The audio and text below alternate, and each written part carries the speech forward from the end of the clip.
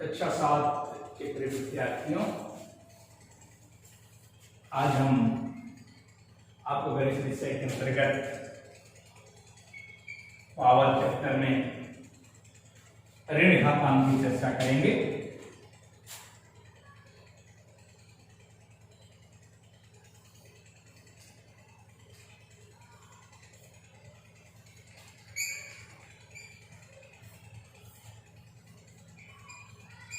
Negative power क्या है? वैसे आपको पहले भी चर्चा किया गया है कि याद करिए, जब इतनी चर्चा हो रही थी a टू पावर m बटे a टू पावर n की, तो दो बात मैंने कहा था। एक तो कहा था ये जाके घट जाता है, अर्थात a to power m minus है। और मैंने कहा था जब यह घात ऊपर जाता है तो घात ऊपर जाने पर इसका चिन्ह बदल जाता है, अर्थात ये जब जाएगा तो a to power m into a to power minus m। तो जो ये माइनस m है, इस m के साथ जोड़िएगा तो कितना आ जाएगा? a to power m minus m आ जाएगा। लेकिन वास्तव में माइनस का घातांक कब आता है? आप किसी दी गई संख्या का घातांक न लिखा हो तो उसे आप घातांक एक समझते हैं, जैसे ये लिख दिया गया, इसका घातांक ये है। तो जो इसका व्युत्क्रम है, जो इसका प्रतिलोम है, प्रतिलोम किसे कहते हैं? व्युत्क्रम किसे कहते हैं? वही जो व्युत्क्रम और प्रतिलोम है, इसके इनवर्स अर्थात इसके ऋणात्मक घातांक को प्रदर्शित करता है। तो वास्तव में इस संख्या का प्रतिलोम क्या है, व्युत्क्रम क्या है? तो a का व्युत्क्रम वह संख्या है जिसका इसमें गुणा कर दे तो मान 1 आ जाए,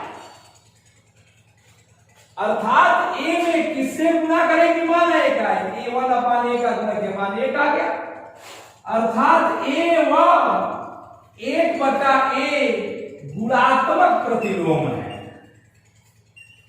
गुणात्मक प्रतिलोम ये एक दूसरे के हैं। a व 1 अपान a गुणात्मक प्रतिलोम है, इसका a है और इसका a है। और यही जो गुणात्मक प्रतिलोम है जिन्हें आप व्युत्क्रम कहते हैं, जिसे इनवर्स कहते हैं, अर्थात a का इनवर्स 1 अपान a और 1 अपान a का इनवर्स a है। एक तरह से कह सकते हैं, यदि ये भिन्न के रूप में हो तो इसमें क्या गुणा करें कि मान 1 आ जाए? इसमें गुणा करने पड़ेगा b बटे a से, क्योंकि a से a कटेगा, b से b कटेगा, अर्थात आप कह सकते हैं a बटे b तथा b बटे a एक दूसरे के गुणात्मक प्रतिलोम है। गुणात्मक प्रतिलोम है, व्युत्क्रम है, और यही जो व्युत्क्रम होता है वह ऋणात्मक चिन्ह को प्रदर्शित करता है। अर्थात आप एक बात कह सकते हैं कि यदि आपने लिखा है a और इसका ऋणात्मक प्रतिलोम लिखा जाए तो a यदि लिखा जा रहा है तो a का हो जाएगा 1 अपान a और इसका मतलब 1 अपान a टू पावर 1, और जब ऊपर जाएगा तो a टू पावर क्या हो जाएगा? -1। या आप कह सकते हैं ये दोनों भी क्या है? गुणात्मक प्रतिलोम है, व्युत्क्रम है, गुणात्मक प्रतिलोम है। अर्थात घातांक का जो ऋण होता है, this is फाइंडेड by changing numerator into denominator, denominator into numerator, अर्थात हर को अंश में परिवर्तित करिए और अंश को हर में परिवर्तित करिए, इनवर्स मान प्राप्त होता है, ऋणात्मक मान प्राप्त होता है। यदि x का घात 4 मैंने लिखा है और इसका व्युत्क्रम बदलना पड़े तो अर्थात बटे 1 है, इसका व्युत्क्रम 1 बटे x का घात 4 होगा, जिसे आप लिख सकते हैं x का घात -4।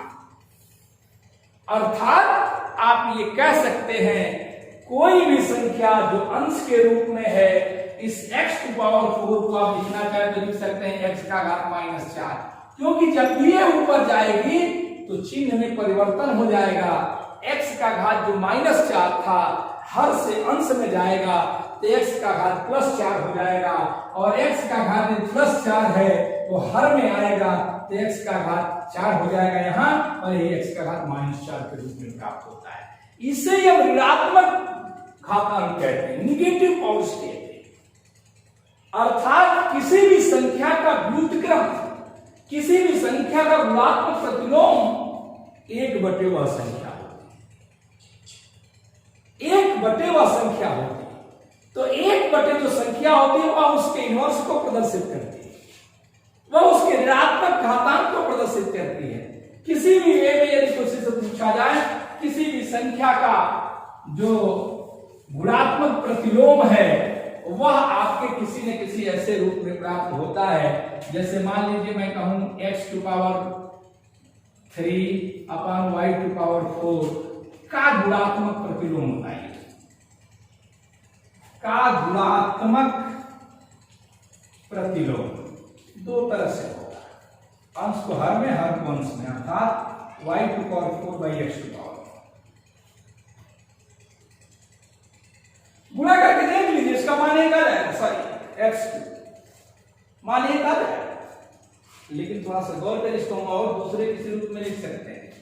इसका ऋणात्मक जो मान होगा x का घात -3, y का घात -4। क्यों? क्योंकि यह जो ऊपर जाएगा तो -3, नीचे आएगा -4। ऐसी परिस्थिति में जो मान प्राप्त होगा या जो वैल्यू प्राप्त होगी x का घात -3 बटे x का घात y का घात -4 के रूप में प्राप्त होता है।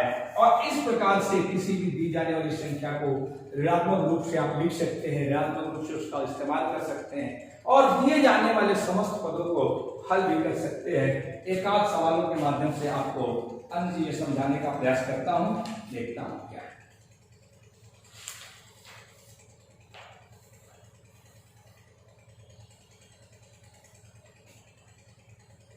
किसी भी दिए जाने वाले घातांकों के रूप में समस्त फॉर्मूले से कार्य करते हैं, जैसे a⁴m ×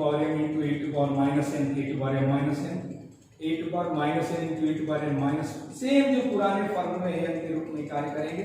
इसमें कहीं कोई घबराने की आवश्यकता नहीं है। पुराने सभी के जो सूत्र हैं, जो भी चारों पांचों फॉर्मूले बताए गए घातांकों के रूप में, वह ऋणात्मक ज्ञान के मान के लिए भी उसी तरह से कार्य करते हैं, उसमें कोई अंतर नहीं होता, इसका ख्याल रखें।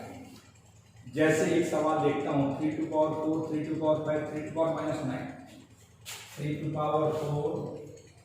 3⁵ इंटू 3⁻⁹। क्या करना, घातांक जुट जाते हैं। 3 का घात 4 धन 5 -9, अर्थात 3 का घात 9 -9, 3 का घात 0 बराबर कितना होगा 1। अर्थात ऋणात्मक मान से कोई अलग से काम नहीं होता है। एक सवाल और देखता हूँ, 1/3 का घात -2,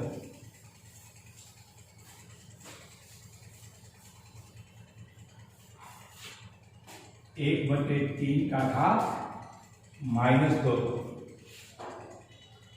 गुणे 2 का स्क्वायर, इसकी वैल्यू ज्ञात करें। इस घातांक को चेंज करें, क्योंकि जुट तो सकता नहीं, आधार बराबर नहीं है। इसको लिख सकते हैं 1/1/3 का घात 2 गुणे 2 का स्क्वायर कितना होगा 4। ये कितना होगा 1/1/9 गुणे 4, अर्थात 9 ऊपर जाएगा 9 गुणे 4, 9 चौके 36। ये आपका मान है। ऐसे आप प्रश्नों को हल करेंगे।